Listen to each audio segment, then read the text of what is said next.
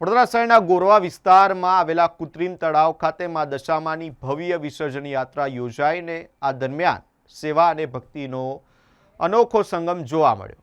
ગોરવા વિસ્તારમાં આવેલા દશામાના મંદિર પાસે 12 થી 15 જેટલા યુવાનો કે જે છેલ્લા 5 વર્ષથી સેવા આપી રહ્યા છે, કેળાની પ્રસાદીનું વિતરણ કરે છે। આ યુવાનો કે જે પોતાની મહેનત અને મજૂરી કરીને ફાળો એકઠો કરે છે અને ત્યારબાદ આ સેવા યજ્ઞમાં જોડાય છે, ત્યારે તમામ ભક્તોએ આ યુવાનોની કામગીરીને બિરદાવી છે।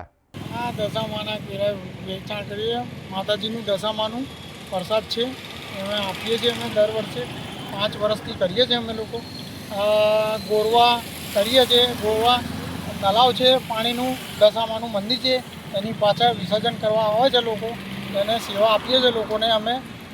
લોકોને સેવા કરીએ છીએ કેળાનું, અને 5 વર્ષથી કરીએ અને આગળ સેવા આપવામાં આવશે અને અમે કરીશું। આ તમને કેળા માટેની પ્રસાદી માટે તમને કોઈ ફાળો ફંડ આપે છે કે તમે કેવી રીતે કરો છો? કોઈ નહીં હાલતો ફાળો ફંડ, અમે અમારી જાતે કરીએ છીએ પોતે। અમે કોઈથી લેવામાં નહીં આવતા પૈસા।